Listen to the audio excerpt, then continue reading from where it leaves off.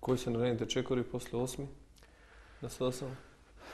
Тогаш, ако не се лажам, и извештајот на Европската комисија треба да се објави. Ние дефиниравме наша стратегија. Таа стратегија ќе ја тераме без разлика дали има преговори или нема преговори. Зошто? СДСМ мора да биде капацитетна, силна партија, коректив, комплетен на власта, но и понудувач на алтернативите, кои што треба да бидат секогаш опција за граѓаните. И опозиционите институции кои што ги формираме. Она што го нарековме чесен пристап на СДСМ, силен СДСМ, партнерство со граѓаните. Четирите работиме заедно како 4 столба на нашата стратегија и како и се неопходни на македонската опозиција за да билде капацитет кредибилен, за да луѓето препознаат подготвеност за добивање на честа и одговорноста да се води Република Македонија. Дали тоа допира до граѓаните? Допира.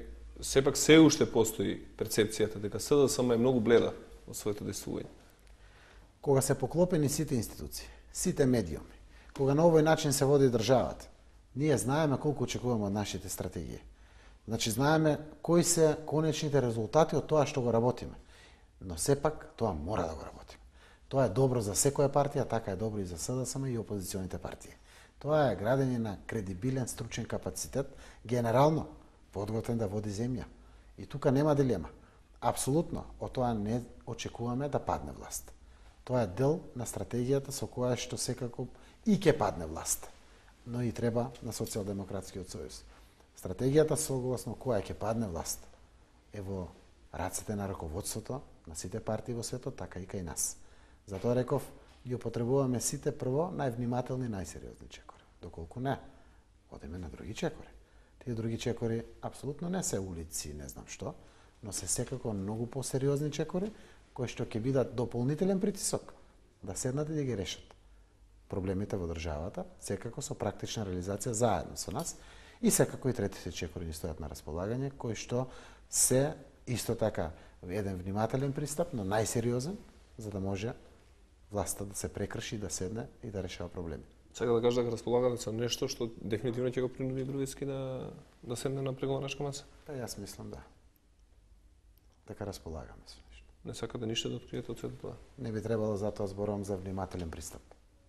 Се плашам, секогаш кога зборуваме, мора да внимаваме за штетните последици врз Македонија, но секако и врз сензитивните меѓуетнички односи во државата. Ние се сметаме себе за државотворна партија и не имаме обврска и задача и предизвик да ја вратиме во нормала Република Македонија. Ако бидеме невнимателни, тогаш тоа не го покажуваме.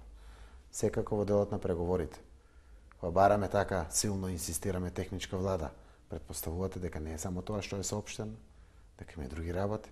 Кога вели Груевски немаат разумни и релевантни аргументи, седниве, разговарај да ги извадиме овде аргументите, па да видиме дали се разумни или релевантни нашите аргументи за барањето техничка влада.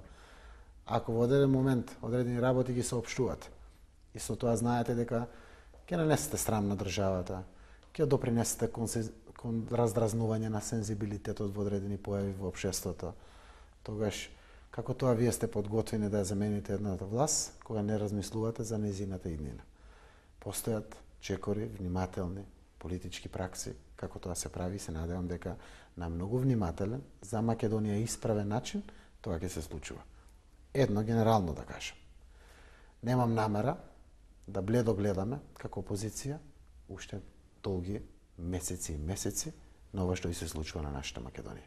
Имаме намера да активно реагираме, искрено, честно, водени од интересот на Република Македонија, да тоа што не чини конечно заврши.